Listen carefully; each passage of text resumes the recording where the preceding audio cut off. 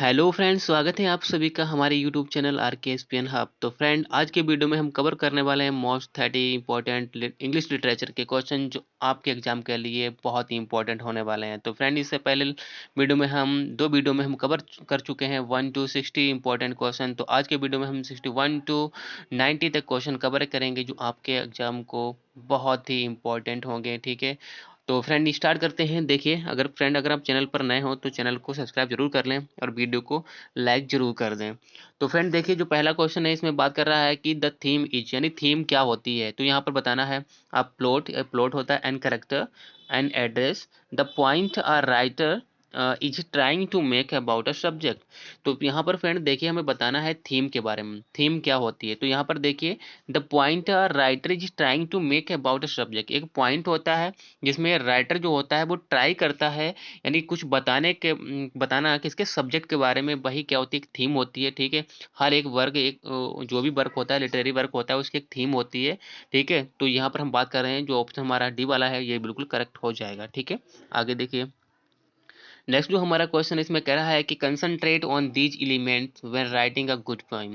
कह रहा है कि कंसंट्रेट करिए। ठीक है, जब आप एक अच्छी सी पोएम लिख रहे हो तो वो कौन से एलिमेंट हैं। तो यहाँ पर बताना है characters, main idea and theme, या फिर पर्पज एंड आइडियंस, या फिर theme, purpose, form and mood, या फिर राइम एंड रीजन। तो फ्रेंड यहाँ पर हमें बताना है भी कौन से इम्पोर्टेंट एलिमेंट हैं जब हम कोई किसी भी गुड पोएम को लिख रहे होते हैं, तो वहाँ पर कौन से एलिमेंट को कंसंट्रेट यानी ध्यान में रखना चाहिए। तो यहाँ पर हम 62 के क्वेश्चन की बात करें तो यहाँ पर देखिए, सबसे पहले थीम होगी, फिर आपका क्या पर्पज होना चाहिए, फिर आपको किस फॉर्म में लिखना है वो भी होना चाहिए, एंड उसका मूड क्या है। ये एलिमेंट मोस्ट इंपॉर्टेंट है। तो करेक्ट जो यहाँ पर हमारा ऑप्शन है करेक्ट, यहाँ पर हमारा सी वाला हो जाएगा। ठीक है, आगे देखिए। तो फ्रेंड नेक्स्ट जो हमारा क्वेश्चन है इसमें बात कर रहा है कि which is not a poetry form. तो यहाँ पर बताना है कि कौन सा पोइट्री फॉर्म नहीं है। तो एपिक, टेल, बैलेड, सोनेट। तो फ्रेंड यहाँ पर देखना है कि जो हमारा जो पोइट्री फॉर्म होता है, जिसमें हम पोइट्री मतलब उसमें नहीं लिखी आती है। तो यहाँ पर हमें बताना है 63 नंबर में। अगर हम करेक्ट ऑप्शन की बात करें, देखिए एपिक एक फॉर्म होता है, लिखा जाता है। ठीक है, जो शोक गीत होता है, थोड़ी सॉरी एक लॉन्ग नरेटिव पोइम होती है, तो ये एपिक होता है। ठीक है, बैलेड भी होता है। ठीक है, ये फोक सॉन्ग में होता है। सोनेट भी होता है, 14 लाइन्स की एक पोइम होती है। ठीक है, तो यहाँ पर टेल एक कहानी होती है। ठीक है, शॉर्ट भी हो सकती है, लंबी भी हो सकती है। ठीक है, तो यहाँ पर ये कोई ऑप्शन नहीं हुआ। ठीक है, तो ये कोई पोइट्री का फॉर्म नहीं होता है। तो यहाँ पर करेक्ट आंसर हमारा क्या हो जाएगा, बी वाला हो जाएगा। ठीक है, आगे देखिए। नेक्स्ट क्वेश्चन है इसमें बात कर रहा है, कह रहा है कि which is an example of a proverb. Proverb का हमें एक एग्जाम्पल बताना है, क्या है, get a stake in our business, या फिर you can't have your cake and eat it too, the snow was white as cotton, you are driving me crazy. तो यहाँ पर फ्रेंड हमें बताना है कि कौन सा एक प्रोवर्ब का एग्जाम्पल है। तो 64 नंबर में अगर हम करेक्ट आंसर की बात करें तो यहाँ पर देखिए, यहाँ पर क्या, get a stake in your business, नहीं भाई, ये कोई प्रोवर्ब्स नहीं है। नेक्स्ट लिखा हुआ है कि the snow was white as cotton. तो यहाँ पर ये तो हमारा सिमिली हो गया। ठीक है, ये तो हमारी फिगर ऑफ स्पीच हो गई। You are driving me crazy, ये भी नहीं है। ठीक है, तो यहाँ पर करेक्ट आंसर हमारा क्या हो जाएगा, you can't have your cake and eat it too. तो करेक्ट आंसर यहाँ पर हमारा बी वाला हो जाएगा। ठीक है, आगे देखिए।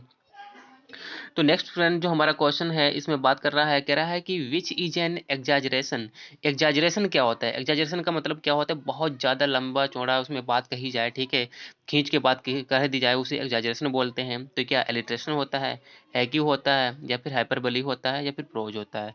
तो फ्रेंड यहाँ पर देखिए, एलिट्रेशन तो repetition of the consonant sound in a beginning ये होता है। ठीक है, तो उसे बोलते हैं। हैक्यू तो यहाँ पर क्या होता है, एक थ्री जो ओनली 3 लाइन्स की एक पोइम होती है। ठीक है, जापानीज पोइम होती है, उसे बोलते हैं। ये तो नहीं होने का। प्रोज तो एक राइटिंग होती है। ठीक है, प्रोज पोइट्री है। हाइपरबली हमारी फिगर ऑफ स्पीच है, जो क्या होता है, एग्जाजरेशन बताती है, उसमें किसी चीज़ को बहुत बड़ा चढ़ाकर बात कर दी जाती है जो रियल में नहीं होती है, तो उसे ही बोलते हैं हाइपरबली। तो करेक्ट आंसर यहाँ पर हमारा सी वाला हो जाएगा। ठीक है, आगे देखिए। नेक्स्ट हमारा क्वेश्चन है, कह रहा है कि which of the following is not a poet, यानी इसमें बताना है कि कौन एक पोइट नहीं है। विलियम शेक्सपियर, टेरी सेलर, एलिजाबेथ बी ब्राउनिंग या फिर एमिली डिकिंसन। तो यहाँ पर हमें बताना है कि इन 4 ऑप्शन में से कौन सा बंदा ऐसा है जो पोइट नहीं था। तो 66 नंबर में हम करेक्ट आंसर की बात करें, देखिए विलियम शेक्सपियर पोइट थे, ठीक है, तो यहाँ पर ये ऑप्शन नहीं होगा। एलिजाबेथ ब्राउनिंग ये भी थी पोइट, ये भी नहीं होगा। एमिली डिकिंसन भी पोइट थी, ये भी नहीं होगा। तो यहाँ पर करेक्ट आंसर हमारा क्या हो जाएगा, बी वाला टेरी सेलर नहीं थे, ठीक है, तो करेक्ट आंसर यहाँ पर बी वाला हो जाएगा। इस तरीके से आप एलिमिनेट कर सकते हैं, ठीक है। आगे देखिए, नेक्स्ट क्वेश्चन है, इसमें कह रहा है कि हु हैज डिफाइंड पोइट्री, किसने पोइट्री को डिफाइंड किया है as a fundamental creative act using language, कि जो क्या है, ये एक फंडामेंटल क्रिएटिव एक्ट है जो लैंग्वेज को यूज करती है, ये किसने डिफाइंड किया है। H.W. लॉन्गफेलो ने, और राल्फ वाल्डो इमर्सन ने, या फिर डायलन टॉमस ने, या फिर विलियम वर्ड्सवर्थ ने। तो यहाँ पर हमें करेक्ट आंसर की बात करें तो यहाँ पर हमारा करेक्ट आंसर जो हो जाएगा, इस तरीके से जो पोइट्री को डिफाइन किया है, तो यहाँ पर डायलन टॉमस ने यहाँ पर इनको डिफाइन किया हुआ है, ठीक है। क्या कहा है, as a fundamental creative act using language, ये डायलन टॉमस ने ये डिफाइन किया हुआ है। तो करेक्ट आंसर यहाँ पर सी वाला हो जाएगा, ठीक है। आगे देखिए, नेक्स्ट क्वेश्चन है, कह रहा है कि what is a sonnet. Sonnet क्या होता है, a poem of 6 line, a poem of 8 lines, a poem of 12 lines, a poem of 14 lines. तो फ्रेंड यहाँ पर देखिए, अ पोएम ऑफ 6 लाइन्स ये तो नहीं होता है, अ पोएम ऑफ 8 लाइन्स नहीं होता है भाई, अ पोएम ऑफ 12 लाइन्स ये भी नहीं होता है। तो यहाँ पर देखिए, अ पोएम ऑफ 14 लाइन्स, तो करेक्ट आंसर यहाँ पर हमारा क्या हो जाएगा, डी वाला हो जाएगा, ठीक है। डी वाला हमारा बिल्कुल करेक्ट ऑप्शन हो जाएगा। वैसे ये पार्ट हो सकते हैं सोनेट के, ठीक है, तो ये पार्ट हो सकते हैं, बट यहाँ पर हमारा करेक्ट आंसर डी वाला हो जाएगा, ठीक है। आगे देखिए, नेक्स्ट लिखा हुआ है, कह रहा है कि what is study of metre, rhythm and intonation of a poem called as. तो यहाँ पर बताना है कि मीटर, रिदम एंड इंटोनेशन जो पोएम की होती है, उसे उसकी स्टडी को क्या कहते हैं। प्रोसोडी बोलते हैं, एलेगरी बोलते हैं, स्कैंसन बोलते हैं, एसोनेंस बोलते हैं। तो यहाँ पर हम 69 नंबर में करेक्ट आंसर की बात करें तो यहाँ पर देखिए, मीटर, रिदम एंड इंटोनेशन, जब पोइट्री की स्टडी की बात की जाए और मीटर रिदम की बात की जाए तो वहाँ पर प्रोसोडी होता है। तो करेक्ट आंसर यहाँ पर हमारा ए वाला हो जाएगा, ठीक है। आगे देखिए, नेक्स्ट क्वेश्चन इसमें बात कर रहा है, कह रहा है कि which figure of speech is it when a statement is exaggerated in a poem. यानी वो कह रहा है कि कौन सी यहाँ पर फिगर ऑफ स्पीच होती है जब किसी पोएम में एक स्टेटमेंट को एग्जैजरेट कर दिया जाता है। ओनोमेटोपी होता है, मेटोनिमी होता है, एलिट्रेशन होता है, या फिर हाइपरबली होता है। तो फ्रेंड देखिए, ओनोमेटोपी ये तो इमिटेशन ऑफ द साउंड होता है, ये तो नहीं होगा। मेटोनमी तो ये नहीं होगा, एलिट्रेशन भी नहीं होगा, एग्जैजरेशन की बात कर रहा है, अभी ऊपर किया था, तो यहाँ पर हाइपरबली ही हो जाएगा। तो करेक्ट आंसर यहाँ पर हमारा डी वाला हो जाएगा, ठीक है। आगे देखिए, नेक्स्ट कह रहा है कि there was aware of her true love, there was aware of true love at length come riding by, this is, ये लाइन है। अब क्या बताना है, क्या, दिस इज कपलेट फॉर्म, ये कपलेट फॉर्म है। यहाँ पर कह रहा है this is couplet from the bailiff's daughter of Islington, what figure of speech used by the poet. तो यहाँ पर कौन सी फिगर ऑफ स्पीच यूज की गई है, यहाँ पर एक जो बिलिफ्स की डॉटर की जो इलिंगस्टन है, इनकी एक पोइम है, तो इन लाइन में कौन सी फिगर ऑफ स्पीच यूज की गई है। तो यहाँ पर देखिए, हमें बताना है कौन सी फिगर ऑफ स्पीच का यूज किया गया है। There was aware of her true love at length come riding by. तो यहाँ पर देखिए फ्रेंड, अगर हम करेक्ट आंसर की बात करें तो यहाँ पर क्या हो जाएगा। तो यहाँ पर देखिए फ्रेंड, हम देखते हैं, देर, यहाँ पर देखिए, there was aware of her true love at length come riding by this. तो यहाँ पर फ्रेंड देखिए, यहाँ पर एक क्या है, एक part of the whole of the part की बात की जा रही है, ठीक है। यानी यहाँ पर जो ट्रू लव है, यहाँ पर कह रहा है कि ऑफ हर ट्रू लव, यहाँ पर ट्रू लव जो है इसको एक पूरी एक बॉडी की तरह यूज किया गया है। तो यहाँ पर हमारा क्या हो जाएगा, यहाँ पर हमारा जो है सिनेक्डिकी हो जाएगा, ठीक है। क्या हो जाएगा, सिनेक्डिकी। यहाँ पर करेक्ट आंसर हमारा हो जाएगा बी वाला। आगे देखिए क्या कह रहा है कि which culture is known for their long rhythmic poetic verses known as qasidas. क्या कह रहा है कि किसका कल्चर उसकी लॉन्ग रेमिक पोइटिक वर्सेस और उसके एज कसीदा के रूप में जाना जाता है। हिंदू, सेल्टिक, अरेबिक, या फिर अरेमिक। तो यहाँ पर हमें फ्रेंड करेक्ट आंसर की बात करें तो करेक्ट आंसर बताना है। तो यहाँ पर क्या हो जाएगा, जहाँ पर भी कसीदा की बात कर दी जाए, ठीक है, जहाँ पर उर्दू वर्ड आ जाए तो वहाँ पर क्या होगा, या तो उर्दू होगा या तो अरेबिक होगा।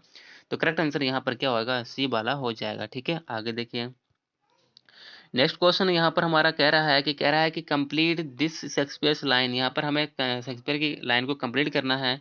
Late me not to the marriage of two minds bring. तो यहाँ पर क्या कह रहा है कि let me not to the marriage of two mind bring. तो यहाँ पर इसके आगे हमें बताना है क्या आएगा। तो यहाँ पर देखिए क्या आएगा, इम्पेडिमेंट्स, इनकन्वीनियंस, वरीज, ट्रबल्स। तो यहाँ पर फ्रेंड हम करेक्ट आंसर की बात करें 73 नंबर में, तो यहाँ पर हमारा क्या ब्रिंग इम्पेडिमेंट, यहाँ पर ये हमारा लास्ट, इसके ब्रिंग के बाद में इम्पेडिमेंट वर्ड आता है। तो करेक्ट आंसर यहाँ पर हमारा ए वाला हो जाएगा। ठीक है, आगे देखिए। नेक्स्ट कह रहा है कि which of the following is a Japanese poetic form. अभी बात की थी, तो यहाँ पर बताना है कि which of the following is a Japanese poetic form. जिंतिसी है, या फिर बेनली है, ओड है, या फिर टांका है। तो यहाँ पर फ्रेंड हमें बताना है 74 नंबर में हम करेक्ट आंसर की बात करें तो यहाँ पर जिंतिसी जो है एक पोइटिक फॉर्म है जापानीज का। ठीक है, तो करेक्ट आंसर यहाँ पर हमारा ये वाला हो जाएगा। आगे देखिए। नेक्स्ट जो हमारा क्वेश्चन है इसमें बात कर रहा है कि what is the title of the poem that begins thus, what is this life if full of care we have no time to stand and stare. क्या कह रहा है, what is the title of the poem, यानी जो नीचे एक line दी गई है उस पोएम का हमें टाइटल बताना है, जो ऐसे स्टार्ट होती है कि व्हाट इज दिस लाइफ, यानी ये जीवन क्या है, इफ फुल ऑफ केयर, जो केयर से भरी हुई है, वी हैव नो टाइम, हमारे पास समय ही नहीं है, टू स्टैंड एंड स्टेयर, किसके के लिए, खड़े होने के लिए, और स्टेयर और देखने के लिए। तो यहाँ पर क्या है, यहाँ पर कौन सी पोइम है, कंफर्ट है, लीजर है, रिलैक्सेशन है, या फिर ट्रैंक्विलिटी है। तो फ्रेंड यहाँ पर हम करेक्ट आंसर की बात करें 75 नंबर में, तो यहाँ पर देखिए जो हमारा करेक्ट आंसर है वो हमारा क्या हो जाएगा, वो हमारा लीजर की बात करता है। ठीक है, यहाँ पर किसकी बात करता है, लीजर इसका टाइटल इस पोइम का है, तो करेक्ट आंसर यहाँ पर हमारा बी वाला हो जाएगा। ठीक है, आगे देखिए। नेक्स्ट क्या कह रहा है, कह रहा है कि which of the following is not an. तो यहाँ पर क्या नहीं है, एक क्या कहना, इंग्लिश पोइट। यहाँ पर हमें बताना है कि इंग्लिश पोइट कौन नहीं है, तो विक्टर ह्यूगो, या फिर अलेक्जेंडर पोप, या फिर जॉन मिल्टन, या फिर सैमुअल टेलर कॉलेज। तो यहाँ पर हमें बताना है कि इंग्लैंड से कौन बंदा ऐसा है कि जो नहीं है। ठीक है, तो यहाँ पर हमें बताना है कि तो यहाँ पर देखिए 70 अगर 6 नंबर की हम बात करें तो यहाँ पर देखिए अलेक्जेंडर पोप भी इंग्लैंड के थे। ठीक है, जॉन मिल्टन भी इंग्लैंड के थे, सैमुअल टेलर कॉलेज भी इंग्लैंड के थे। तो ये तो 3 कन्फर्म हो गया कि ये तो इंग्लैंड के थे, बचा एक, तो वही नहीं होगा। तो यहाँ पर करेक्ट आंसर हमारा क्या हो जाएगा, विक्टर ह्यूगो। ठीक है, तो करेक्ट आंसर यहाँ पर हमारा ए वाला हो जाएगा। ठीक है, आगे देखिए। नेक्स्ट क्वेश्चन है, इसमें बात कर रहा है कि who was often called as the romantic poet as most of this poem revolve around nature. कह रहा है कि यहाँ पर आपको बताना है कि कौन सा बंदा जो है उसे रोमांटिक पोइट के रूप में जाना जाता है, जिसकी अधिकतर जो पोइम है वो क्या है, रिवॉल्व करती हैं, चारों तरफ घूमती हैं किसके, नेचर के। ठीक है, तो यहाँ पर कौन है, विलियम ब्लेक है क्या, विलियम शेक्सपियर हैं, विलियम मॉरिस हैं, विलियम वर्ड्सवर्थ हैं। तो फ्रेंड देखिए, ना तो विलियम ब्लेक है, ना तो विलियम बर्ड शेक्सपियर है, ना तो विलियम मॉरिस है। यहाँ पर हमारा कौन है, यहाँ पर हमारा डी यानी विलियम वर्ड्सवर्थ है। तो करेक्ट आंसर यहाँ पर हमारा डी वाला हो जाएगा। ठीक है, आगे देखिए। क्या कह रहा है कि what is a funny poem of 5 lines called. कह रहा है कि जो फनी पोइम होती है और थोड़ी सटायरिक पोइम होती है और फनी भी होती है, तो वो उसे 5 लाइन की होती है, उसे क्या बोलते हैं, क्वार्टेट बोलते हैं, लैमरिक बोलते हैं, सेक्सटेट बोलते हैं, पैलिंड्रोम बोलते हैं। तो फ्रेंड यहाँ पर देखिए लैमरिक एक पोइम होती है जो 5 लाइन की होती है। तो करेक्ट आंसर यहाँ पर हमारा बी वाला हो जाएगा। ठीक है फ्रेंड, आगे देखिए। नेक्स्ट जो हमारा नेक्स्ट क्वेश्चन है, इसमें बात कर रहा है, कह रहा है कि how did H Eden's describe poetry. यानी जो डब्ल्यू एच एडन है उन्होंने पोइट्री को कैसे डिस्क्राइब किया, an awful way to earn a living, a game of knowledge, the soul exposed, या फिर एन एक्सपोजन ऑफ लैंग्वेज। तो यहाँ पर हम करेक्ट आंसर की बात करें 79 नंबर में, तो यहाँ पर अ गेम ऑफ नॉलेज के रूप में उन्होंने पोइट्री को डिफाइन किया हुआ है, डिस्क्राइब किया हुआ है किसने, डब्ल्यू एच एडन ने। तो यहाँ पर करेक्ट आंसर हमारा बी वाला हो जाएगा। ठीक है फ्रेंड, यानी डब्ल्यू एच एडन ने पोइट्री को कैसे डिस्क्राइब किया, अ गेम ऑफ नॉलेज, नॉलेज का एक गेम बताया हुआ है उन्होंने। ठीक है, आगे देखिए। नेक्स्ट क्वेश्चन है, इसमें कह रहा है कि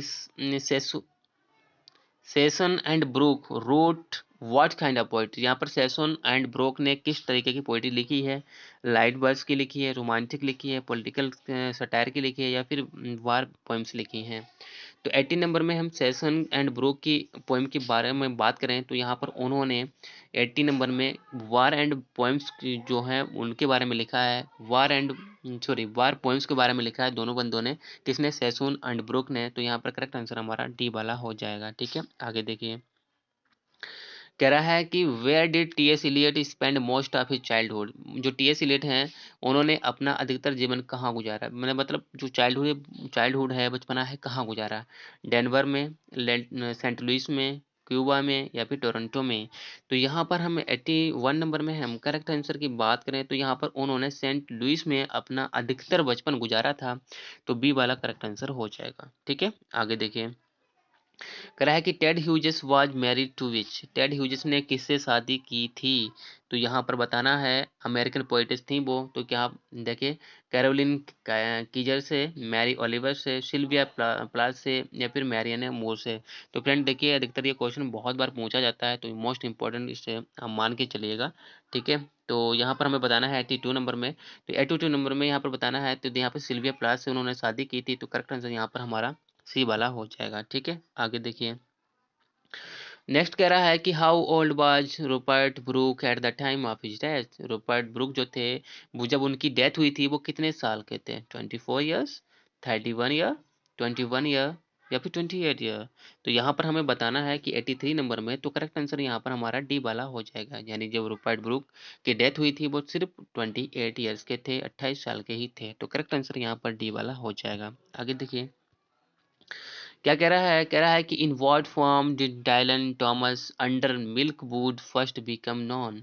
वो कह रहा है कि जो इन व्हाट फॉर्म यानी किस फॉर्म में डायलन थॉमस की जो अंडर मिल्क वुड है वो पहली बार जानी गई थी?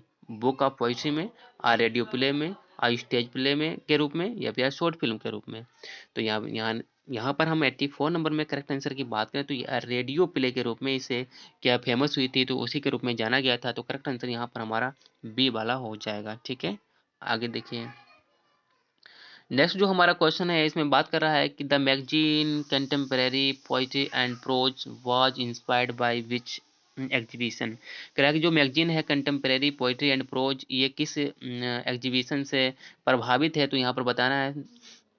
तो ऑप्शन देखिए यहाँ पर, द फेस्टिवल ऑफ वेटन से, द सरियलिस्ट एग्जीबिशन से, people of the 20th century से या फिर ड्राइंग द 20th सेंचुरी से।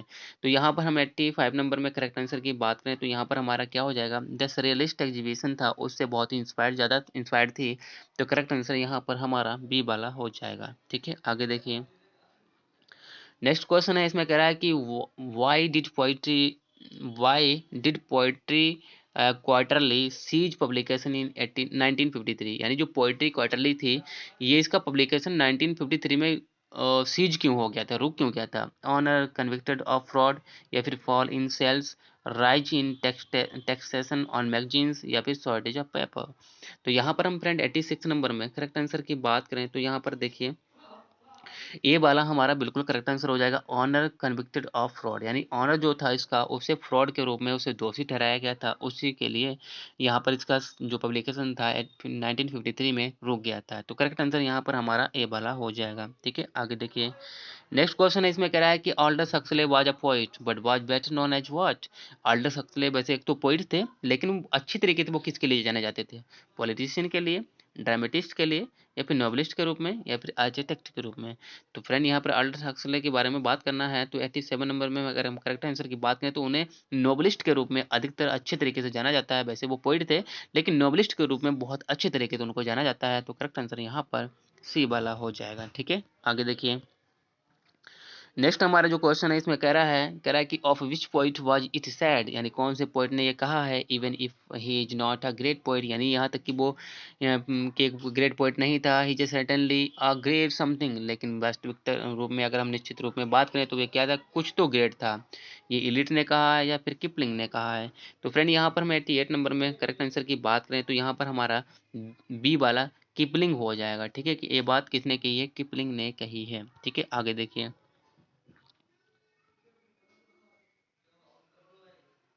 तो यहाँ पर ये पोएट के बारे में कहा गया, किपलिंग के बारे में कहा गया। ठीक है फ्रेंड, आगे देखिए, कह रहा है कि which of these is a magnum opus of the चौसर।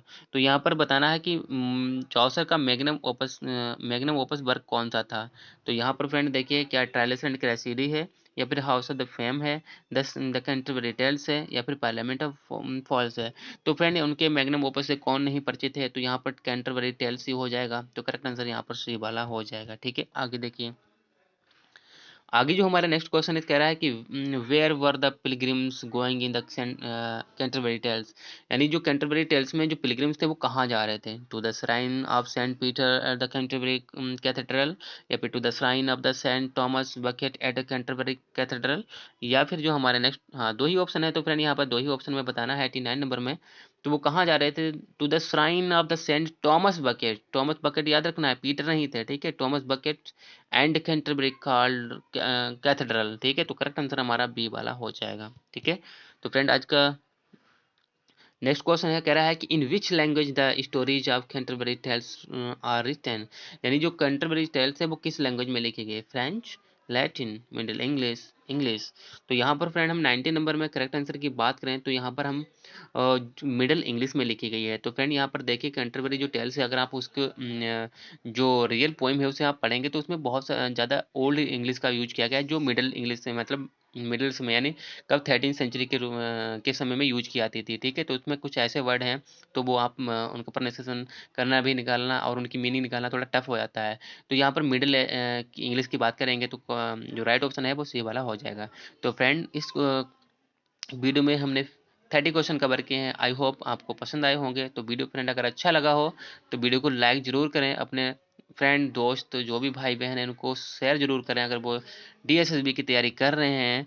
ठीक है, तो फ्रेंड फिर मिलेंगे एक नेक्स्ट वीडियो के साथ, तब तक के लिए बाय।